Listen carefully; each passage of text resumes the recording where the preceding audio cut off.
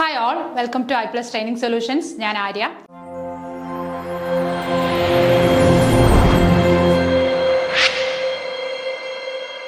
അപ്പോൾ ഇന്ന് ഞാൻ എത്തിയിരിക്കുന്നത് നമ്മുടെ HSA ഇംഗ്ലീഷിന്റെ module 4 literary criticism or terms എന്ന് പറയുന്ന മൊഡ്യൂൾ 4ലെ ഒരു ടോപ്പിക്കുമായിട്ടാണ്. Preface to lyrical ballads. അത് വളരെ ഇമ്പോർട്ടന്റ് ആയിട്ടുള്ള ഒരു ടോപ്പിക്കാണ്. നമുക്കറിയാം ലിറിക്കൽ ബാലൻസ് എന്ന് പറയുന്ന റൊമാൻറ്റിസിസം എന്ന് പറയുന്ന ഒരു ഏജ് സ്റ്റാർട്ട് ചെയ്യുന്നത് എവിടെയാണ്? Publication of lyrical balance in 1798 അല്ലേ? അപ്പം 1798 ലിറിക്കൽ ബാലൻസിന്റെ പബ്ലിക്കേഷനോടുകൂടിയാണ് എന്താണ് റൊമാൻറ്റിസിസം എന്ന് പറയുന്ന അല്ലെങ്കിൽ റൊമാൻറ്റിക് ഏജ് സ്റ്റാർട്ട് ചെയ്യുന്നത്. അത് പബ്ലിഷ് ചെയ്തത് ആരാണ്? അപ്പോൾ വേർഡ്സ്വർത്ത് ആണ് അത് പബ്ലിഷ് ചെയ്തത്. അപ്പം അതുമായിട്ട് റിലേറ്റഡ് ആയിട്ടുള്ള കുറേ കാര്യങ്ങളാണ് നമ്മൾ ഈ ഒരു സെഷനിൽ ഇവിടെ ഡിസ്കസ് ചെയ്യുന്നത്. അപ്പോൾ lyrical ballads, preface to lyrical ballads എന്താണ്? ശരിക്കും അതൊരു എസ്സേ ആണ് അല്ലേ? പ്രിഫസ് ടു ലിറിക്കൽ ബാലൻസ് എന്ന് പറയുന്നത് ഒരു എസ്സേ ആണ്. അപ്പോൾ അതുമായിട്ട് ബന്ധപ്പെട്ട് കാര്യങ്ങൾ പറയുമ്പോൾ തന്നെ അതിന് തൊട്ട് മുമ്പിലായിട്ട് 1798 പബ്ലിഷ് ചെയ്ത ലിറിക്കൽ ബാലൻസിനെ കുറിച്ച് കുറച്ച് കാര്യങ്ങൾ നമ്മൾ ഡിസ്കസ് ചെയ്യണം അല്ലേ? അപ്പൊ എന്താണ് ലിറിക്കൽ ബാലൻസ് എന്ന് പറഞ്ഞു കഴിഞ്ഞാൽ 1798 വേർഡ്സ്വർത്ത് ആൻഡ് കോൾറിഡ്ജ് രണ്ടുപേരും കൂടി ഒരു കളക്ഷൻ ഓഫ് പോയംസ് പബ്ലിഷ് ചെയ്യുന്നു. ഏത് പേരിൽ? അത് ലിറിക്കൽ ബാലൻസ് എന്ന് പറയുന്ന ഒരു പേരിൽ ഒരു കളക്ഷൻ ഓഫ് പോയംസ്, ഒരു 23 പോയംസ് അടങ്ങിയ ഒരു ബുക്ക് പബ്ലിഷ് ചെയ്യുന്നു. അതിനെയാണ് ലിറിക്കൽ ബാലൻസ് എന്ന് പറയുന്നത്. വർഷം വളരെ ഇമ്പോർട്ടന്റ് ആണ്, 1798 ആണ്. കാരണം എന്താണ്? ആ റൊമാൻറ്റിക് ഏജ് സ്റ്റാർട്ട് ചെയ്യുന്ന ആ ഒരു ഇയർ ആണ് 1798 എന്ന് പറയുന്നത്. അതേപോലെ തന്നെ പബ്ലിക്കേഷൻ ഓഫ് ലിറിക്കൽ ബാലൻസ് അല്ലേ? അപ്പൊ അതിന് തൊട്ട് മുമ്പുള്ള ഏജ് എന്ന് പറയുന്നത് എന്തായിരുന്നു? റെസ്റ്റോറേഷൻ അല്ലെ നിയോ ക്ലാസിക്കൽ ഏജ് ഒക്കെ ആയിരുന്നു അല്ലെ? 1660 മുതൽ ഈ 1798 വരെയുള്ള ഏജ് എന്ന് പറയുന്നത് എന്താണ്? നിയോ ക്ലാസിക്കൽ ഏജ്, അതിനുശേഷം ട്രാൻസിഷണൽ ഏജ്, ഇതെല്ലാം വന്നിട്ടുണ്ട്. അതിനുശേഷം ആ ഒരു റൊമാൻറ്റിക് ഏജ് സ്റ്റാർട്ട് ചെയ്യുന്നതാണ് 1798. അതുകൊണ്ട് തന്നെ ആ ഇയർ വളരെ ഇമ്പോർട്ടന്റ് ആണ്. റൊമാൻറ്റിക് ഏജ് എന്ന് പറയുന്നത് എന്ന് മുതൽ എന്ന് വരെയായിരുന്നു? 1798 ടു 1837 വരെയായിരുന്നു റൊമാൻറ്റിക് ഏജ് വന്നത്. അപ്പോൾ ലിറിക്കൽ ബാലൻസ് ഓക്കെ. അപ്പൊ ലിറിക്കൽ ബാലൻസ് എന്ന് പറഞ്ഞ കളക്ഷൻ ഓഫ് പോയംസ് ആണ്. ടോട്ടൽ 23 പോയംസ് ആണ് ആ ഒരു കളക്ഷനിൽ വരുന്നത്. അതിൽ 19 പോയംസ് ബൈ വേർഡ്സ്വർത്ത്. വേർഡ്സ്വർത്തിന്റെ 19 പോയങ്ങളും 4 poems by Samuel Taylor Coleridge. കോൾറിഡ്ജിന്റെ 4 പോയംസും ആയിരുന്നു.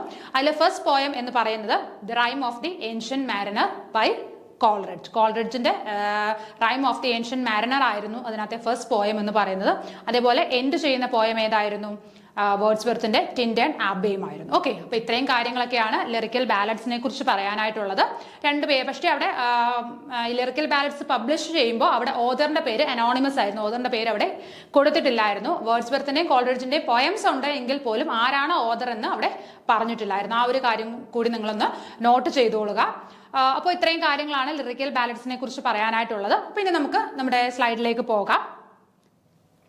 നോക്കിക്കേ, the lyrical balance was a collection of poems by William Wordsworth and Samuel Taylor Coleridge that was first published in 1798 and with the publication of lyrical ballads started the romantic age. നേരത്തെ പറഞ്ഞ കാര്യങ്ങളൊക്കെ തന്നെയാണ്. എന്താണ് പറയുന്നത്? 1798 എന്ത് publish ചെയ്യുന്നത്? The lyrical ballads എന്ന് പറയുന്ന ആ ഒരു ബുക്ക് അല്ലെ? ആ ഒരു കളക്ഷൻ ഓഫ് പോയംസ് എന്ത് ചെയ്യുന്നത്? പബ്ലിഷ് ചെയ്യുന്നത്. അത് ഓർത്തിരിക്കുക, കളക്ഷൻ ഓഫ് പോയംസ് ആണ് കേട്ടോ. കളക്ഷൻ ഓഫ് പോയംസ് ആണ് ലിറിക്കൽ ബാലൻസ് എന്ന് പറയുന്നത്. എന്നാൽ പ്രിഫസ് ടു ലിറിക്കൽ ബാലഡ് എന്താണ്? പ്രിഫസ് ടു ലിറിക്കൽ ബാലൻസ് എന്ന് പറയുന്നത് എന്താണ്? അതൊരു എസ്സേ ആണ്, തെറ്റിപ്പോകരുത്. ലിറിക്കൽ ബാലൻസ് 1798 പബ്ലിഷ് ചെയ്ത ലിറിക്കൽ ബാലൻസ് എന്താണ്? അത് കളക്ഷൻ ഓഫ് പോയംസ് ആണ്. ടോട്ടൽ 23 പോയംസ് ആണ് ഉള്ളത്. എന്നാൽ പ്രിഫസ് ടു ലിറിക്കൽ ബാലൻസ് എന്ന് പറയുന്നത് എന്താണ്? അതൊരു എസ്സേ ആണ്. ഓക്കെ, നോക്കിക്കേ, അപ്പൊ എന്താണ് ഇവിടെ പറഞ്ഞിരിക്കുന്നത്? ആരൊക്കെയാണ് പബ്ലിഷ് ചെയ്തത്? William Wordsworth and Samuel Taylor Coleridge. That was first published in 1798 and with the publication of lyrical ballads started the romantic age അല്ലെ? ലിറിക്കൽ ബാലൻസിന്റെ പബ്ലിക്കേഷൻ ആ സ്റ്റാർട്ട് ചെയ്ത ഇയർ തന്നെയാണ് റൊമാൻറ്റിക് ഏജും സ്റ്റാർട്ട് ആവുന്നത്. അപ്പൊ എന്താണ് ഈ റൊമാൻറ്റിക് ഏജും അതിന് തൊട്ട് മുമ്പിലുള്ള നിയോ ക്ലാസിക്കൽ ഏജുമായിട്ടുള്ള ഒരു വ്യത്യാസം എന്താണ്? നിയോ ക്ലാസിക്കൽ ഏജിൽ എന്താണ്? കുറെ സ്ട്രിക്ട് റൂൾസ് അല്ലെ? എല്ലാത്തിനും എന്താണ്?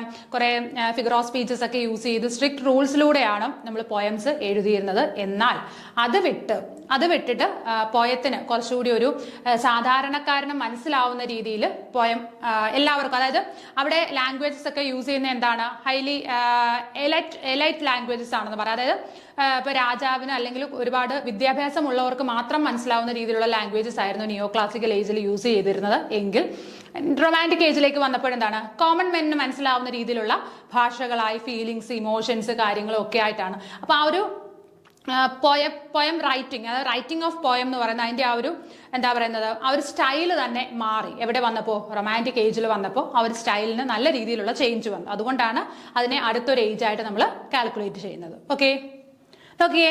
The final volume of the lyrical ballads was published in 1802 with a revised and expanded preface. ഇപ്പൊ എന്താണ് ഫൈനൽ വോളിയം പബ്ലിഷ് ചെയ്തത് എന്നാണ്? 1802 1802 and with a revised and expanded preface. അപ്പോൾ 1802 പബ്ലിഷ് ചെയ്ത ആ ഒരു എഡിഷനിൽ എന്തെല്ലാം പ്രത്യേകത ഉണ്ടായിരുന്നു? റിവൈസ്ഡ് ആൻഡ് എക്സ്പാൻഡഡ് പ്രിഫേസ് അല്ലെ? Revised and expanded preface. അപ്പോൾ ഓർത്തിരിക്കേണ്ടത് 3 വർഷങ്ങളാണ്, അത് മറന്നു പോകരുത്. 1798 ലിറിക്കൽ ബാലഡ്സ് പബ്ലിഷ് ചെയ്യുന്നു. 1800 എന്താണ്?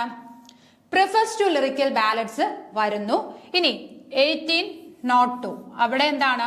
ഇതിന്റെ ഒരു റിവൈസ്ഡ് വേർഷൻ, അതായത് പ്രിഫേസ് ടു ലിറിക്കൽ ബാലഡ്സിന്റെ റിവൈസ്ഡ് അതുപോലെ എക്സ്പാൻഡഡ് വേർഷൻ ആണ് ഏത് ഇയറിൽ വരുന്നത്? 1802 വരുന്നത്. അപ്പൊ ഈ 3 വർഷങ്ങൾ വളരെ ഇമ്പോർട്ടന്റ് ആണ്, മറന്നു പോകരുത്. 1798 എന്താണ് വരുന്നത്?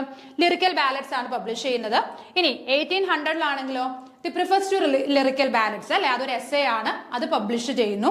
അതിനുശേഷം 1802 അതിന്റെ ആ പ്രിഫസ് ഒന്നുകൂടി ഒന്ന് എക്സ്പാൻഡ് ചെയ്യുന്നു, റിവൈസ് ചെയ്തിട്ട് എക്സ്പാൻഡ് ചെയ്യുന്ന ഒരു വേർഷൻ ആണ് 1802 വരുന്നത്. അപ്പൊ ഈ 3 വർഷങ്ങൾ വളരെ ഇമ്പോർട്ടന്റ് ആണ്, ഓർത്തിരിക്കുക. അപ്പൊ നമ്മളിവിടെ ഇമ്പോർട്ടന്റ് ആയിട്ട് പറയുന്നത് ഏതാണ്? പ്രിഫസ് ടു ലിറിക്കൽ ബാലഡ്സ് ആണ്. അത് പബ്ലിഷ് ചെയ്ത ഇയർ ഏതാണ്? 1800 ആണ്. Okay, 1800 preface to lyrical ballads publish ചെയ്യുന്നത്. Okay, the preface is a critical statement by William Wordsworth, who wanted to free poetry from an artificial style of writing and bring it near to life to the common people. അപ്പോൾ എന്താണ് പ്രിഫസിലൂടെ Wordsworth ഉദ്ദേശിച്ചിരിക്കുന്നത്? എന്ത് കാര്യം ചെയ്യാനാണ്? The preface is a critical statement അല്ലെ, അതൊരു critical statement ആണ്, ഒരു എസ്സേ ആണ്. എന്തെന്ന് പറയുന്നത്? പ്രിഫസ് എന്ന് പറയുന്നത് William Wordsworth who wanted to free poetry from an artificial style of writing. പോയട്രിയുടെ ആ ഒരു ആർട്ടിഫിഷ്യൽ സ്റ്റൈൽ ഓഫ് റൈറ്റിംഗ്, അതായത് അതിന് കുറെ റൂൾസ് ആൻഡ് റെഗുലേഷൻസ് ഉണ്ടായിരുന്നു പോയം എഴുതണമെങ്കിൽ. അതേപോലെ എന്താണ് use of figure of speeches, എന്താ പറയുന്നത്, ഒരുപാട് ഫിഗർ ഓഫ് സ്പീച്ചസ് ഒക്കെ യൂസ് ചെയ്ത് എന്താണ് ഹൈലി ക്വാളിഫൈഡ് ആയിട്ടുള്ള ലാംഗ്വേജിലൊക്കെ ആയിരുന്നു ആ ഒരു നിയോ ക്ലാസിക്കൽ ഏജ് അല്ലെങ്കിൽ റൊമാൻറ്റിക് ഏജിന്റെ എൻഡ് വരെയും എന്ത് ചെയ്തിരുന്നത്? പോയംസ് എഴുതിയിരുന്നത്. അപ്പൊ ആ ആർട്ടിഫിഷ്യൽ സ്റ്റൈൽ ഓഫ് റൈറ്റിംഗ് മാറ്റിയിട്ട് പോയത്തിനെ ഫ്രീ ആക്കണം എന്നൊരു ഉദ്ദേശത്തോടു കൂടി വേർഡ്സ്വർത്ത് എഴുതിയ ഒരു ക്രിട്ടിക്കൽ സ്റ്റേറ്റ്മെന്റ് അല്ലെങ്കിൽ ഒരു ക്രിട്ടിക്കൽ എസ്സേ ആണ് എന്തെന്ന് പറയുന്നത്? The preface to lyrical ballads and bring it near to life to the common people. ഇപ്പൊ സാധാരണക്കാരന് മനസ്സിലാവുന്ന രീതിയിൽ കവിത എഴുതണം എന്നൊരു ഉദ്ദേശത്തോടു കൂടിയാണ് വേർഡ്സ്വർത്ത് ഇങ്ങനെ ഒരു കാര്യം ചെയ്തത്. ഓക്കെ, നോക്കിക്കേ. The preface is divided into 4 parts. അപ്പൊ പ്രിഫസിനെ നമ്മൾ 4ആയിട്ട് ഡിവൈഡ് ചെയ്തിട്ടുണ്ട്. എന്താണ് അതിനെ? What is poetry, characteristics of a poet, value of poetry, poetic diction. അപ്പൊ അങ്ങനെ 4ആയിട്ടാണ് നമ്മൾ എന്ത് ചെയ്തിരിക്കുന്നത്? ഈ പ്രിഫസിനെ ഡിവൈഡ് ചെയ്തിരിക്കുന്നത്. ഫസ്റ്റ് വൺ എന്താണ്? വാട്ട് ഈസ് പോയട്രി, എന്താണ് പോയട്രി? പോയട്രി എന്താണ്? നമ്മുടെ ഡെഫിനേഷൻ കൊടുക്കുന്നുണ്ട്. പിന്നീട് ക്യാരക്ടറിസ്റ്റിക്സ് ഓഫ് എ പോയറ്റ്, ഒരു പോയറ്റിന് എന്തെല്ലാം ഗുണങ്ങൾ വേണം, എന്തെല്ലാം ക്യാരക്ടറിസ്റ്റിക്സ് വേണം എന്ന് പറയുന്നു. തേർഡ് വൺ എന്താണ്? വാല്യൂ ഓഫ് പോയട്രി, പോയട്രിയുടെ മൂല്യം എന്താണ്, അല്ലെ പോയട്രി എഴുതുന്നതുകൊണ്ടുള്ള മൂല്യം എന്താണ്? Value of poetry. Fourth one poetic diction അല്ലെ, പോയറ്റിക് ഡിക്ഷൻ. ഈ 4 കാര്യങ്ങളാണ് എന്ത് ചെയ്യുന്നത്? ഈ ഒരു പ്രിഫസിൽ പറയുന്നത്. ഓക്കെ, നോക്കിയേ. What is poetry? Poetry is the spontaneous overflow of powerful feelings recollected in tranquility. അപ്പോൾ പോയട്രി എന്ന് പറഞ്ഞ വേർഡ്സ്വർത്ത് പോയട്രിക്ക് കൊടുത്തൊരു ഡെഫിനേഷൻ ആണ്. Poetry is the spontaneous overflow of powerful feelings recollected in tranquillity. അപ്പോൾ ലിറിക്കൽ ബാലഡ്സിൽ അല്ലെങ്കിൽ പ്രിഫേഴ്സ് ടു ലിറിക്കൽ ബാലഡ്സിൽ വില്യം വേർഡ്സ്വർത്ത് പോയട്രിക്ക് കൊടുത്ത ഡെഫിനേഷൻ ആണ്. എന്താണ് spontaneous overflow of powerful feelings recollected in tranquillity എന്ന് പറഞ്ഞത്? സ്പോണ്ടേനിയസ് എന്ന് പറഞ്ഞു കഴിഞ്ഞാൽ എന്താണ്? സ്പോണ്ടേനിയസ്, സ്വതസിദ്ധമായത് അല്ലെ, സ്വതസിദ്ധമായത് തന്നെയാണ് നമ്മൾ മലയാളത്തിൽ പറഞ്ഞത്, സ്വതസിദ്ധമായത്. ഇനി ട്രാൻക്വിലിറ്റി എന്ന് പറയുന്ന വേർഡിന്റെ മീനിങ് എന്താണ്? ശാന്തത അല്ലെ, വളരെ പീസ്ഫുൾ ആയിട്ടുള്ള ശാന്തത. അപ്പൊ നോക്കിക്കേ, spontaneous overflow of powerful feelings recollected in tranquillity. വളരെ സ്വതസിദ്ധമായ നമ്മുടെ ഫീലിങ്സ് അല്ലെ, വളരെ ശക്തിയേറിയ നമ്മുടെ ഫീലിങ്സിനെ എന്ത് ചെയ്യുന്നു, റീകളക്ട് ചെയ്തിട്ട് വളരെ ഒരു പീസ്ഫുൾ മൈൻഡിലിരിക്കുമ്പോൾ അതിനെ നമ്മൾ എന്ത് ചെയ്യുന്നു, ഒരു പേപ്പറിലേക്ക് മാറ്റുന്നു. അതിനെയാണ് നമ്മൾ എന്തെന്ന് പറയുന്നത്, പോയട്രി എന്ന് പറയുന്നത്. അപ്പൊ നമുക്ക് കുറെ ചിന്തകളും കാര്യങ്ങളും ഒക്കെ കാണും അല്ലെ, അത് സ്വതസിദ്ധമായ രീതിയിൽ, ആ സ്പോണ്ടേനിയസ് എന്ന വാക്ക് അവിടെ വളരെ ഇമ്പോർട്ടന്റ് ആണ്. അപ്പൊ സ്വതസിദ്ധമായ രീതിയിൽ നമ്മളുടെ ഫീലിങ്സ്, ഇമോഷനെ, ഈ പവർഫുൾ ഫീലിങ്സിനെയും ഇമോഷൻസിനെയും ഒക്കെ എന്ത് ചെയ്യുന്നു, നമ്മൾ റീകളക്ട് ചെയ്യുന്നു അല്ലെ. നമ്മൾ അതിനെ ഓർത്തെടുത്തതിന് ശേഷം ഒരു പീസ്ഫുൾ മൈൻഡിൽ നമ്മൾ എന്ത് ചെയ്യുന്നു, അതിനെ ഒരു പേപ്പറിലേക്ക് എഴുതി മാറ്റുന്നു. അതിനെയാണ് നമ്മൾ എന്തെന്ന് പറയുന്നത്, പോയട്രി എന്ന് പറയുന്നത്. അപ്പം poetry is the spontaneous overflow of powerful feelings recollected in tranquillity. Clear ആയല്ലോ? Okay, spontaneous expression is a must. അപ്പൊ എന്താണ് ഇവിടെ സ്പോണ്ടേനിയസ്, അതായത് സ്വതസിദ്ധമായ ആ ഒരു കഴിവ് അല്ലെങ്കിൽ ആ ഒരു എക്സ്പ്രഷൻ, അതെന്താണ്, വളരെ ഇമ്പോർട്ടന്റ് ആണ്. അപ്പൊ നമുക്ക് ആ ഒരു രീതിയിൽ മാത്രമേ പോയം എഴുതാൻ സാധിക്കുകയുള്ളൂ എന്നാണ് ആര് പറയുന്നത്, വേർഡ്സ്വർത്ത് പറയുന്നത്. Emotions or powerful feelings are the raw materials needed to create a poem. അപ്പോൾ ഒരു പോയം ക്രിയേറ്റ് ചെയ്യണം എന്നുണ്ടെങ്കിൽ എന്തൊക്കെ റോ മെറ്റീരിയൽസ് ആവശ്യമാണെന്നാണ് പറയുന്നത്, ഇമോഷൻസ് ഓർ പവർഫുൾ ഫീലിംഗ്സ് അല്ലെ. ഇമോഷൻസും വേണം, അതേപോലെ പവർഫുൾ ഫീലിംഗ്സും. ഇത് രണ്ടുമാണ് ഒരു പോയം ക്രിയേറ്റ് ചെയ്യാൻ അല്ലെങ്കിൽ ഒരു പോയം എഴുതാനുള്ള റോ മെറ്റീരിയൽസ് എന്നാണ് ആര് പറയുന്നത്, വേർഡ്സ്വർത്ത് പറയുന്നത്. The poet should write after long reflection in peace when the emotions have become ripe. അതേപോലെ തന്നെ എന്താണ്, the poet should write after long reflection in peace when the emotion have become ripe അല്ലേ. അപ്പൊ എന്താണ്, എപ്പോഴാണ് poet ആ ഒരു poem complete ചെയ്യുന്നത് അല്ലെങ്കിൽ എപ്പോഴും എഴുതണമെന്നാണ് പറയുന്നത്, the poet should write after long reflection in peace, സമാധാനത്തില്, when the emotions have become ripe. അപ്പൊ നമ്മളുടെ മനസ്സിൽ കിടന്നിട്ട് ആ ഇമോഷൻസ് എന്ത് ചെയ്യണം, റൈപ്പ് ആകണം. പാകമാകുന്ന സമയത്ത്, ഏറ്റവും നമ്മൾ ശാന്തമായിട്ടിരിക്കുന്ന അല്ലെങ്കിൽ നമ്മൾ ഏറ്റവും നോർമൽ സ്റ്റേറ്റിൽ ഇരിക്കുന്ന ആ ഒരു ടൈമിൽ നമ്മളുടെ മനസ്സിൽ കിടന്നിട്ട് ഈ ഇമോഷൻസ് അല്ലെ ഫീലിങ്സ് എന്താണ്, പാകമാകുമ്പോഴാണ് നമ്മൾ അതിനെ എന്താക്കുന്നത്, ഒരു പോയമാക്കി മാറ്റുന്നത് എന്നാണ് വേർഡ്സ്വർത്ത് പറഞ്ഞിരിക്കുന്നത്. Okay, a good poet experiences the beauty of ordinary life and captures his powerful feelings. അപ്പോൾ ഒരു നല്ല പോയറ്റ് എന്തെല്ലാം കാര്യങ്ങൾ ചെയ്യും, experience the beauty of ordinary life അല്ലേ. അദ്ദേഹത്തിന് ഓർഡിനറി ലൈഫിന്റെ എക്സ്പീരിയൻസ് കാണും, അതേപോലെ തന്നെ എന്താണ്, ക്യാപ്ചേഴ്സ് ഹിസ് പവർഫുൾ ഫീലിംഗ്സ്. അദ്ദേഹത്തിന് ഉണ്ടാവുന്ന പവർഫുൾ ഫീലിംഗ്സ് എല്ലാം ക്യാപ്ചർ ചെയ്യാനുള്ള ഒരു എബിലിറ്റി മാർക്ക് കാണും, ഒരു നല്ല പോയറ്റിന് കാണുമെന്നാണ് വേർഡ്സ്വർത്ത് പറയുന്നത്. Then poet sits in a peaceful place and collects those powerful feelings. എന്നിട്ട് എന്ത് ചെയ്യണം, അദ്ദേഹം എന്ത് ചെയ്യണം, ഒരു പീസ്ഫുൾ പ്ലേസിൽ ഇരുന്നിട്ട് ഈ ഫീലിങ്സ് എല്ലാം എന്ത് ചെയ്യണം, റീകളക്ട് ചെയ്യണം. Okay, then with the help of his imagination he rights A wonderful poem. പിന്നീട് അദ്ദേഹത്തിന്റെ ഇമാജിനേഷനും കൂടി ആഡ് ചെയ്തിട്ട് അദ്ദേഹം അതിനെ എന്താക്കി മാറ്റും, ഒരു വണ്ടർഫുൾ പോയമാക്കി മാറ്റും. അപ്പൊ എന്തെല്ലാം കാര്യങ്ങളാണ് ഇവിടെ പറഞ്ഞിരിക്കുന്നത്. ഒരു നല്ല പോയറ്റിന്റെ പ്രത്യേകത എന്താണ്, അദ്ദേഹത്തിന് ഓർഡിനറി ലൈഫിനെ കുറിച്ച് ഒരു എക്സ്പീരിയൻസ് കാണും. അത് എക്സ്പീരിയൻസ് ചെയ്തിട്ടുള്ള ഒരു മനുഷ്യനായിരിക്കും ഒരു നല്ല പോയറ്റ് എന്ന് പറയുന്നത്. അതേപോലെ തന്നെ എന്താണ്, അദ്ദേഹത്തിന്റെ ഫീലിംഗ്സ് ഒക്കെ ക്യാപ്ചർ ചെയ്യാനുള്ള കപ്പാസിറ്റിയും ഉണ്ട്. അതിനുശേഷം അദ്ദേഹം എന്ത് ചെയ്യും, ഒരു പീസ്ഫുൾ മൈൻഡിൽ വളരെ പീസായിട്ടിരിക്കുന്ന ടൈമിൽ ഈ കാര്യങ്ങളെല്ലാം എന്ത് ചെയ്യണം, റീകളക്ട് ചെയ്യണം. റീകളക്ട് ചെയ്തതിനു ശേഷം അതെന്താണ്, അദ്ദേഹത്തിന്റെ ഇമാജിനേഷനും കൂടി ചേർത്തിട്ട് അതിനെ ഒരു വണ്ടർഫുൾ പോയമാക്കി മാറ്റുമെന്നാണ് പറഞ്ഞിരിക്കുന്നത്. ഓക്കെ, ഇനി characteristics of A good poet. ഇതൊക്കെ ചെറിയ രീതിയിലാണ് പറഞ്ഞിരിക്കുന്നത്. ഇതിന്റെ കുറച്ചുകൂടി എക്സ്പ്ലനേഷൻ വരുന്ന സ്ലൈഡുകളിലുണ്ട്. വളരെ സിമ്പിൾ ആയിട്ട് ആദ്യം നിങ്ങൾക്കൊന്ന് മനസ്സിലാവുന്ന രീതിയിൽ ജസ്റ്റ് ഞാൻ ചെറിയ ചെറിയ വേർഡ്സിൽ പറഞ്ഞു എന്നേ ഉള്ളൂ. Okay, characteristics of A good poet. A good poet is exceptionally sensitive. അപ്പൊ ഒരു ഗുഡ് പോയറ്റ് എന്ന് പറയുന്നത് എപ്പോഴും എന്തായിരിക്കണം, സെൻസിറ്റീവ് ആയിരിക്കണം. എക്സെപ്ഷണലി സെൻസിറ്റീവ് ആയിരിക്കണം. വളരെയധികം സെൻസിറ്റീവ് ആയിട്ടുള്ള ഒരു വ്യക്തി ആയിരിക്കണം ആരെന്ന് പറയുന്നത്, ഒരു നല്ല പോയറ്റ് എന്ന് പറയുന്നത്. He has A more comprehensive sold അല്ല കേട്ടോ,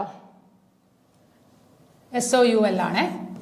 He has a more comprehensive soul than other human beings that allows him to feel and empathize deeply. അപ്പൊ എന്താണ്, അദ്ദേഹത്തിന് ഒരു വളരെ നല്ലൊരു എന്താണ് സോൾ, ഒരു ആത്മാവ് കാണണം. എന്തിനു വേണ്ടിയിട്ടാണ്, other human beings that allows him to feel and empathize deeply. മറ്റുള്ളവരോടൊരു വളരെ നല്ല രീതിയിലുള്ള ഒരു മൈൻഡ് അദ്ദേഹത്തിന് കാണണം, ഒരു മൈൻഡ് സെറ്റ് കാരണം. ടു എന്താണ്, allows him to feel and empathize deeply. മറ്റുള്ളവർക്ക് എന്തെങ്കിലും ഒരു കാര്യം സംഭവിച്ചാൽ അത് ഫീൽ ചെയ്യാനും അവരോട് എംപതൈസ് ചെയ്യാനുമുള്ള എന്താണ് ഒരു ഒരു സഹാനുഭൂതി അല്ലെ.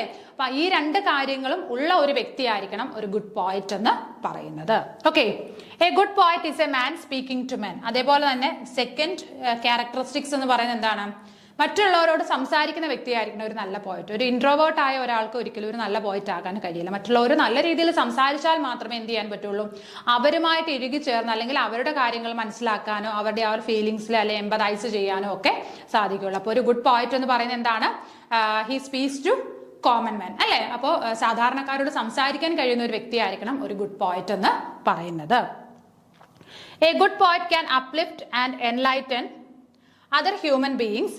Every poet is a teacher. അതേപോലെ തന്നെ എന്താണ്, സഹജീവികൾ അല്ലെ മനുഷ്യരെ അപ്ലിഫ്റ്റ് ചെയ്യാൻ, അവരെ എന്തെങ്കിലും ഒരു കാര്യത്തിൽ അവർ താഴ്ന്നു നിൽക്കാൻ അവരെ അപ്ലിഫ്റ്റ് ചെയ്യാനും അതേപോലെ എൻലൈറ്റൻ ചെയ്യാനും ആർക്ക് കഴിയണം? ഒരു പോയിറ്റിന് കഴിയണം. അതുകൊണ്ട് തന്നെ പോയിറ്റ് എന്ന് പറയുന്നത് എന്താണ്? ഇസ് എ ഗുഡ് ടീച്ചർ അല്ലെ. ഒരു നല്ല ടീച്ചർ കൂടിയാണ് ആരെന്ന് പറയുന്നത്? പോയിറ്റ് എന്ന് പറയുന്നത്. A good poet has an extraordinarily strong imagination. അപ്പൊ പോയിറ്റിന് എന്ത് വേണം? ഈ പറയുന്ന ഫീലിങ്സും ഇമോഷൻസും മാത്രം പോരാ, എന്ത് വേണം? ഒരു ഇമാജിനേറ്റീവ് പവർ കൂടി വേണം അല്ലെ. സ്ട്രോങ് ഇമാജിനേഷൻ ഉള്ള ഒരു വ്യക്തിയാണ് ഒരു നല്ല പോയിറ്റ് എന്ന് പറയുന്നത്. അപ്പൊ എന്തൊക്കെയാണ് ഇവിടെ ക്യാരക്ടറിസ്റ്റിക്സ് പറയുന്നത്? സെൻസിറ്റീവ് ആയിരിക്കണം, നല്ലൊരു സോൾ വേണം, മറ്റുള്ളവരെ മനസ്സിലാക്കാൻ അല്ലെ അവരുമായിട്ട് എന്താണ് അവർക്ക് അവരുടെ ഫീലിങ്സ് എന്താണെന്ന് മനസ്സിലാക്കാൻ വേണ്ടത് നല്ലൊരു സോൾ ആർക്ക് വേണം? പോയിറ്റിന് വേണം. പിന്നീട് പറഞ്ഞ എന്താണ്? മറ്റുള്ളവരോട് സംസാരിക്കുന്ന ഒരു വ്യക്തിയായിരിക്കണം അല്ലെ. എല്ലാവരുമായിട്ടും സംസാരിച്ചിട്ട് ഇൻട്രോവേർട്ട് ആയ വ്യക്തിക്ക് ഒരിക്കലും ഒരു നല്ല പോയിറ്റ് ആവാൻ കഴിയില്ല. അതേപോലെ തന്നെ പോയിറ്റ് എന്ന് പറയുന്നത് എന്തായിരിക്കണം? ഒരു ഗുഡ് ടീച്ചർ ആയിരിക്കണം അല്ലെ. മറ്റുള്ളവരെ എൻലൈറ്റൻ ചെയ്യാനും അപ്ലിഫ്റ്റ് ചെയ്യാനും ആർക്ക് കഴിയണം? പോയിറ്റിന് കഴിയണം. ലാസ്റ്റ് എന്താണ് നമ്മൾ പറഞ്ഞത്? സ്ട്രോങ് ഇമാജിനേറ്റീവ് പവർ ഉള്ള ഒരു വ്യക്തിയായിരിക്കണം ഒരു പോയിറ്റ് എന്ന് പറയുന്നത്. ഓക്കെ, അപ്പം ഇത്രയും കാര്യങ്ങളാണ് നമ്മൾ ഇത്രയും കാര്യങ്ങളുടെ ഒരു എക്സ്പ്ലനേഷൻ ആണ് ഇനിയുള്ള സ്ലൈഡുകളിൽ വരുന്നത്. ഓക്കെ, ഇനി ഒന്നുകൂടെ നമുക്ക് നോക്കാം. Lyrical ballads published in 1798 is a landmark collection of poems by William Wordsworth and Samuel Taylor Coleridge that is often credited with launching the romantic movement in English literature. അപ്പൊ എന്താണ് നേരത്തെ പറഞ്ഞത് തന്നെ 1798 റൊമാൻറ്റിക് ഏജിന്റെ സ്റ്റാർട്ടിങ് എന്ന് പറയുന്ന ആ ഒരു ടൈമിലാണ് എന്ത് പബ്ലിഷ് ചെയ്യുന്നത്? ലിറിക്കൽ ബാലഡ്സ് എന്ന് പറയുന്ന ഒരു കളക്ഷൻ ഓഫ് പോയംസ് പബ്ലിഷ് ചെയ്യുന്നത്. ആരൊക്കെ ചേർന്നിട്ടാണ് പബ്ലിഷ് ചെയ്യുന്നത്? സാമുവൽ ടൈലർ കോൾറിഡ്ജും അതേപോലെ തന്നെ വില്യം വേർഡ്സ്വർത്തും. അവിടെ പറഞ്ഞ കാര്യങ്ങളെല്ലാം ഓർത്തിരിക്കുക. ടോട്ടൽ എത്രയാണ്? 23 പോയംസ് ആണുള്ളത്. 19 by Wordsworth and 4 by Coleridge. പിന്നെ ആ പോയംസ് ഏതൊക്കെയാണെന്നുള്ളതല്ല. ഫസ്റ്റ് പോയം ആയതായിരുന്നു rime of the ancient mariner by Samuel Taylor Coleridge and the last poem is Tintern Abbey by William Wordsworth. ഇത്രയും കാര്യങ്ങൾ അവിടെ ഓർത്തിരിക്കുക. അപ്പോൾ റൊമാൻറ്റിക് മൂവ്മെന്റിന്റെ ആ ഒരു സ്റ്റാർട്ടിംഗ് ആണ്. ദ റൊമാൻറ്റിക് പീരീഡ് ബിഗാൻ റഫ്ലി around 1798 and lasted until 1837. 1798 start ചെയ്ത് 1837 എൻഡ് ചെയ്യുന്ന ഒരു പീരീഡ് ആണ് ഏതെന്ന് പറയുന്നത്? റൊമാൻറ്റിക് പീരീഡ് എന്ന് പറയുന്നത്. റൊമാൻറ്റിക് ഏജ് അല്ലെ. റൊമാൻറ്റിക് ഏജ് എന്ന് പറയുന്നത് 1798 റൊമാൻറ്റിക് അല്ലെ. റൊമാൻറ്റിക് ഏജ് എന്ന് പറയുന്നത് 1798 പബ്ലിക്കേഷൻ ഓഫ് ലിറിക്കൽ ബാലഡ്സ് ആ ഒരു വർഷം മുതൽ 1837 വരെയായിരുന്നു റൊമാൻറ്റിക് ഏജിന്റെ ആ ഒരു ടൈം പീരീഡ് എന്ന് പറയുന്നത്. അതിനു മുമ്പ് ഏതായിരുന്നു? നിയോ ക്ലാസിക്കൽ ഏജ് ആയിരുന്നു അല്ലെ. 1660 മുതൽ 1798 വരെ അല്ലെ 1797 വരെ 1797 വരെയുള്ള ആ ഒരു കാലഘട്ടം അല്ലെ ആ ഒരു സമയം എന്ന് പറഞ്ഞതായിരുന്നു നിയോ ക്ലാസിക്കൽ ഏജ്. അതിന് ഇടയ്ക്ക് തന്നെ കുറെ ഏജസ് വരുന്നുണ്ട് അല്ലെ. ഓഗസ്റ്റൻ ഏജ്, അങ്ങനെ കുറെ ഏജസ് വരുന്നുണ്ട്. അപ്പം ആ ഒരു നിയോ ക്ലാസിക്കൽ ഏജിനകത്തെ റൂൾസ് ആൻഡ് റെഗുലേഷൻസ് നിന്ന് മാറി ചിന്തിച്ച കുറച്ച് ആൾക്കാർ വരുന്ന ഒരു ഏജ് ആണ് ഏതെന്ന് പറയുന്നത്? റൊമാൻറ്റിക് ഏജ് എന്ന് പറയുന്നത്. Okay, the collections preface, primarily written by Wordsworth, is a seminal statement of romantic poetic theory. It outlines the poet's aim, which included using everyday language, focusing on the lives and feelings of ordinary people, and finding beauty and meaning in the natural world. അപ്പൊ എന്തൊക്കെ കാര്യങ്ങളാണ് പറഞ്ഞത്? The collections preface. അപ്പോൾ lyrical ബാലഡ്സിന്റെ preface ഏത് വർഷമാണ് publish ചെയ്യുന്നത്? 1800 ആണേ മറന്നു പോകരുത്. 1800 പബ്ലിഷ് ചെയ്ത പ്രിഫസ് the preface to lyrical ballads എന്താണ്? primarily written by Wordsworth. ഞാൻ നേരത്തെ പറഞ്ഞിരുന്നു 1798 പബ്ലിഷ് ചെയ്ത ലിറിക്കൽ ബാലഡ്സ് ആരൊക്കെ ചേർന്നായിരുന്നു? കളക്ഷൻ ഓഫ് പോയംസ് ആണ്. വേർഡ്സ്വർത്ത് ആൻഡ് കോൾറിഡ്ജ് എന്ന് പറഞ്ഞു. പക്ഷെ എന്താണ്? ഓദറിന്റെ പേര് അവിടെ അനോണിമസ് ആണ്, പേര് വെച്ചിട്ടില്ല. എന്നാൽ 1800 പ്രിഫസ് ചെയ്യുമ്പോൾ അവിടെ എന്താണ്? ഓദറിന്റെ പേര് അവിടെ കൊടുത്തിരുന്നു. ആരാണ്? വേർഡ്സ്വർത്ത്. ആ ഓദറിന്റെ പേര് കൊടുത്തത് എപ്പോഴാണ്? അതുകൂടി ഒന്ന് ഓർത്തിരിക്കുക. ഓദറിന്റെ പേര് ആദ്യം എന്താണ്? ലിറിക്കൽ പ്രിഫസ് ടു ലിറിക്കൽ ബാലഡ്സ് എന്നൊരു ടൈറ്റിലോട് കൂടി ഈ ഒരു ബുക്ക് പബ്ലിഷ് ചെയ്തു. ആ ബുക്ക് വിജയമായി, സക്സസ് ആയി എന്ന് മനസ്സിലായതിനു ശേഷം നെക്സ്റ്റ് എഡിഷൻ വന്നപ്പോൾ എന്ത് ചെയ്തു? അവിടെ ഓദറിന്റെ പേര് കൂടി ആഡ് ചെയ്തു, വില്യം വേർഡ്സ്വർത്ത്. അവിടെ കോൾറിഡ്ജിന് യാതൊരു റോളുമില്ല. വില്യം വേർഡ്സ്വർത്ത് മാത്രമാണ് പ്രിഫസ് ടു ലിറിക്കൽ ബാലഡ്സ് പബ്ലിഷ് ചെയ്യുന്നത്. Okay, It outlines the poet's aims which included using everyday language. അപ്പോൾ അതിനകത്ത് പോയിട്ട് ഉദ്ദേശിച്ച കാര്യങ്ങളൊക്കെ എന്തായിരുന്നു? പുതുതായിട്ട് എഴുതുന്ന പോയട്രിയിൽ എന്തൊക്കെ വേണം? എവറിഡേ ലാംഗ്വേജ്, നമ്മൾ ഡേ ടു ഡേ ലൈഫിൽ നമ്മൾ യൂസ് ചെയ്യുന്ന ലാംഗ്വേജസ് അല്ലെ സാധാരണക്കാരുടെ ഭാഷ അത് ഉപയോഗിക്കണം പോയം എഴുതാനായിട്ട്. Focusing on the lifes and feelings of ordinary people, സാധാരണക്കാരുടെ ജീവിതത്തിൽ അവരുടെ ജീവിതം അതേപോലെ അവരുടെ ഫീലിംഗ്സ് അവരുടെ ഇമോഷൻസ് എന്താണെന്ന് മനസ്സിലാക്കി അതിനെ ഫോക്കസ് ചെയ്ത് വേണം പോയം എഴുതാനായിട്ട്. And finding beauty and meaning in the natural world, നമ്മളുടെ എന്താണ് പ്രകൃതിയിലേക്ക് നോക്കി പ്രകൃതിയുടെ ഭംഗി ആസ്വദിച്ചുകൊണ്ട് അതിനകത്തൊരു സന്തോഷം കണ്ടെത്തിക്കൊണ്ട് വേണം പോയട്രി എഴുതാനായിട്ട്. ഇതായിരുന്നു ഈ പ്രിഫസ് എഴുതിയത് കൊണ്ട് വേർഡ്സ്വർത്ത് ഉദ്ദേശിച്ചത്. അപ്പൊ എന്താണ് ആ ആർട്ടിഫിഷ്യൽ സ്റ്റൈൽ ഓഫ് റൈറ്റിംഗിൽ നിന്ന് മാറിയിട്ട് എന്താണ് നോർമലായിട്ട് സാധാരണക്കാരനും ഇഷ്ടപ്പെടുന്ന അല്ലെങ്കിൽ സാധാരണക്കാരനും മനസ്സിലാവുന്ന രീതിയിൽ പോയംസ് എഴുതണം എന്നാണ് വേർഡ്സ്വർത്ത് ഉദ്ദേശിച്ചത്. അതിനു വേണ്ടിയിട്ട് തന്നെയാണ് അദ്ദേഹം പ്രിഫസ് ടു ലിറിക്കൽ ബാലഡ്സ് എന്ന് പറഞ്ഞ ഒരു എസ്സേ എഴുതിയത്. ക്ലിയർ ആയല്ലോ? The poem themselves showcase this approach, moving away from the polished formality of Augustan poetry towards a more natural and expressive style. അപ്പൊ എന്താണ് ഇവിടെ പറഞ്ഞത്? ആ ഓഗസ്റ്റൻ പോയട്രിയിൽ വന്ന അതിന്റെ ഒരു ഫോർമാലിറ്റി അല്ലേ, ഓഗസ്റ്റൻ പോയട്രി അതായത് നിയോ ക്ലാസിക്കൽ ഏജിൽ നമ്മൾ നേരത്തെ പറഞ്ഞ ആ ഒരു ആർട്ടിഫിഷ്യൽ സ്റ്റൈൽ ഓഫ് റൈറ്റിംഗ് ആ ഒരു സ്റ്റൈലിന് എഗെയിൻസ്റ്റ് ആയിട്ട് അല്ലെങ്കിൽ അത് മാറിയിട്ട് പുതിയൊരു സ്റ്റൈൽ ഓഫ് പോയട്രി ഒരു എക്സ്പ്രസീവ് ആയിട്ടുള്ള രീതിയിൽ പുതിയൊരു പോയട്രി കൊണ്ടുവരണം എന്നാണ് വേർഡ്സ്വർത്ത് പറഞ്ഞത്. Wordsworth contributions focus on simple subjects and common experiences exploring themes of nature memory and emotion. അപ്പൊ എന്തൊക്കെ കാര്യങ്ങളായിരുന്നു വേർഡ്സ്വർത്ത് അവിടെ ഇമ്പോർട്ടൻസ് കൊടുത്തത്? ഫോക്കസ് ഓൺ സിമ്പിൾ സബ്ജക്ട്സ് അല്ലെ, വളരെ സിമ്പിൾ ആയിട്ടുള്ള സബ്ജക്റ്റുകൾ നമ്മൾ എന്ത് ചെയ്യുമായിരുന്നു അവിടെ നോക്കുമായിരുന്നു, അല്ലെങ്കിൽ ആ സബ്ജക്റ്റിനെ ബേസ് ചെയ്തിട്ട് പോയംസ് എഴുതുമായിരുന്നു. സിമ്പിൾ സബ്ജക്റ്റുകളെ ബേസ് ചെയ്തിട്ടുള്ള poems. Common experiences exploring themes of nature memory and emotion, അതേപോലെ തന്നെ എന്താണ് നേച്ചറിനെ തീമാക്കി പോയംസ് എഴുതുമായിരുന്നു. മെമ്മറീസ്, പിന്നീട് എന്താണ് ഇമോഷൻസ്, ഇതൊക്കെ ബേസ് ചെയ്ത് ഇപ്പൊ ഇമോഷൻസ് പറയുമ്പോൾ ലവ് എന്ന് പറയുന്ന ഒരു ഇമോഷനാണ് അല്ലെ, അപ്പൊ ലവിനെ കുറിച്ച് പോയംസ് എഴുതുമായിരുന്നു, നേച്ചറിനെ കുറിച്ച് പോയംസ് എഴുതുമായിരുന്നു. അതേപോലെ എന്താണ് മെമ്മറി, നമ്മളുടെ പാസ്റ്റ് മെമ്മറീസ് അതിനെക്കുറിച്ചൊക്കെ പോയംസ്. അപ്പൊ സിമ്പിൾ തീംസ് ആയിരുന്നു എന്തെന്ന് പറയുന്നത് നമ്മുടെ പോയത്തിന്റെ ടൈറ്റിൽ, അല്ലെങ്കിൽ സിമ്പിൾ തീംസ് യൂസ് ചെയ്തിട്ടാണ് വേർഡ്സ്വർത്ത് പോയംസ് എഴുതി. വേർഡ്സ്വർത്ത് മാത്രമല്ല ആ ഒരു കാറ്റഗറിയിൽ വരുന്നവരെല്ലാവരും പോയംസ് എഴുതിയിരുന്നത്. Coleridge's contribution tend to be more supernatural or fantastical, showcasing his interest in the supernatural and the imagination. അപ്പോൾ കോൾറിഡ്ജ് കൂടുതലായിട്ട് കോൺസെൻട്രേറ്റ് ചെയ്തിരുന്നത് എവിടെയായിരുന്നു? സൂപ്പർ നാച്ചുറൽ എലമെന്റ്സിലായിരുന്നു അല്ലെ. സൂപ്പർ നാച്ചുറൽ എലമെന്റ് കാരണം എന്താണ്? അദ്ദേഹം ഓപ്പിയം അഡിക്റ്റഡ് ആയിരുന്നു. അപ്പൊ ഈ ഓപ്പിയം എടുത്തതിന് ശേഷം അല്ലെ ഓപ്പിയം യൂസ് ചെയ്തതിന് ശേഷമാണ് അദ്ദേഹം കൂടുതലായിട്ട് പോയംസ് എഴുതിയത്. അപ്പൊ ഈ അതുകൊണ്ട് തന്നെ അദ്ദേഹത്തിന്റെ പോയത്തിന്റെ ഒക്കെ തീംസ് ഒക്കെ കൂടുതലും എന്തായിരുന്നു? Super natural. നമ്മൾ കുബ്ലക് ഖാൻ എന്നൊക്കെ പറയുന്ന പോയം എന്താണ്? സൂപ്പർ നാച്ചുറൽ എലമെന്റ്സ് കൂടുതലായിട്ട് കാണുന്ന പോയംസ് ആയിരുന്നു. ആരുടെ എന്ന് പറയുന്നത്? കോൾറിഡ്ജിന്റെ poems. The first edition of lyrical ballads was published anonymously in 1798. Wordsworth added his name to the title page of the second edition in 1800 after the book's success. Okay, അത് നേരത്തെ പറഞ്ഞതായിരുന്നു. First edition എന്തായിരുന്നു? 1798 lyrical ballads എന്ന് publish ചെയ്തിരുന്നു.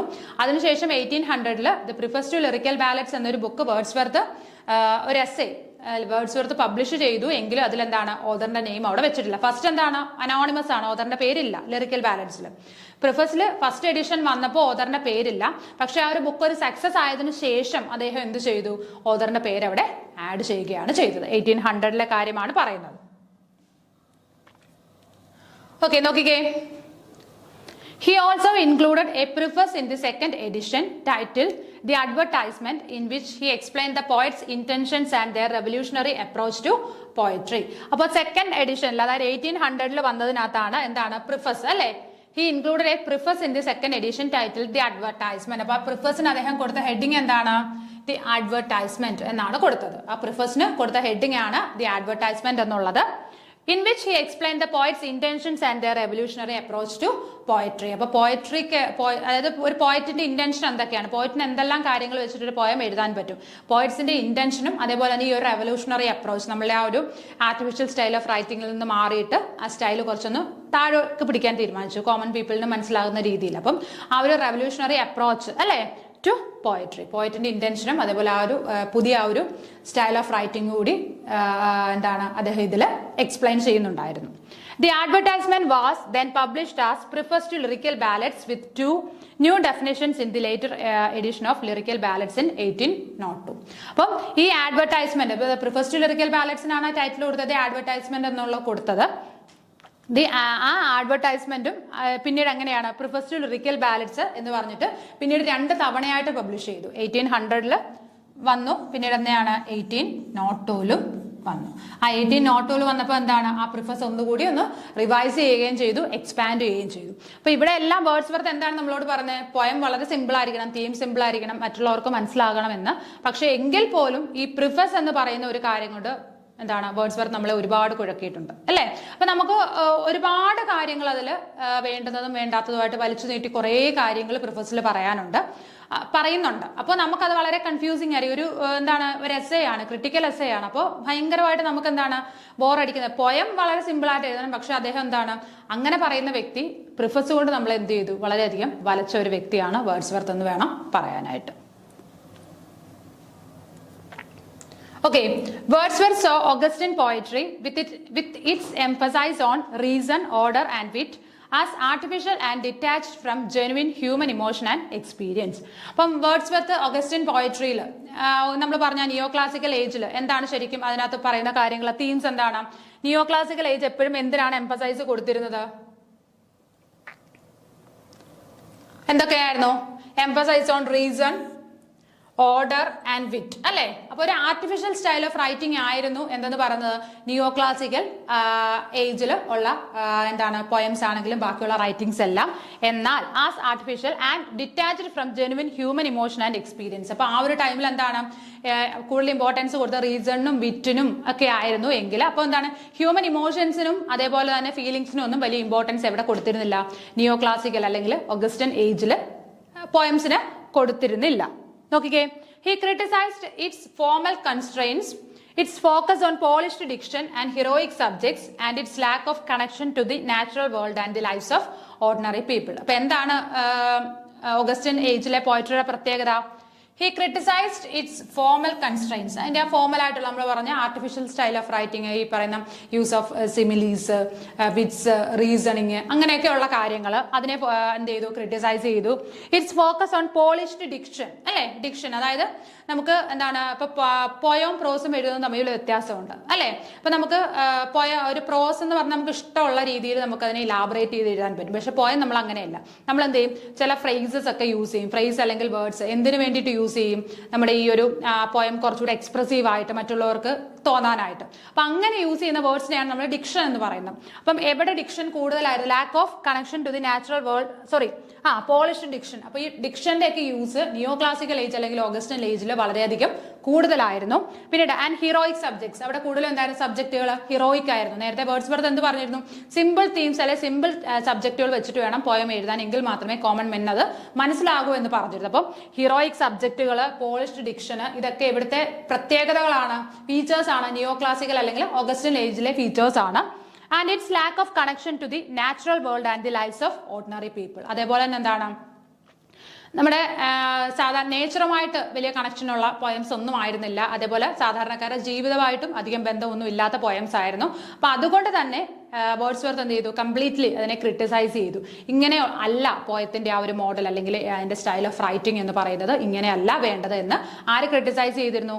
Wordsworth പ്രിഫസ് to lyrical ബാലഡ്സിൽ criticise ചെയ്തിരുന്നു ആ ഒരു neo classical ഏജിൽ വരുന്ന എല്ലാ പോയംസിനെയും അല്ലെങ്കിൽ പോയറ്റ്സിനെ. ഓക്കെ, അപ്പോൾ വേർഡ്സ്വർത്തിന്റെ പ്രിഫസ് ടു ലിറിക്കൽ ബാലഡ്സ് എന്ന് പറയുന്ന ഒരു ടോപ്പിക് ആയിരുന്നു നമ്മളിവിടെ ഡിസ്കസ് ചെയ്തിരുന്നത്. അപ്പോൾ അത് കംപ്ലീറ്റഡ് ആയിട്ടില്ല, അതിന്റെ ബാലൻസ് ഉണ്ട്. അപ്പോൾ നമുക്ക് മറ്റൊരു വീഡിയോയിൽ ഇതിന്റെ ബാലൻസ് ടോപ്പിക്സുമായിട്ട് മറ്റൊരു വീഡിയോയിൽ വീണ്ടും കാണാം. Okay, thank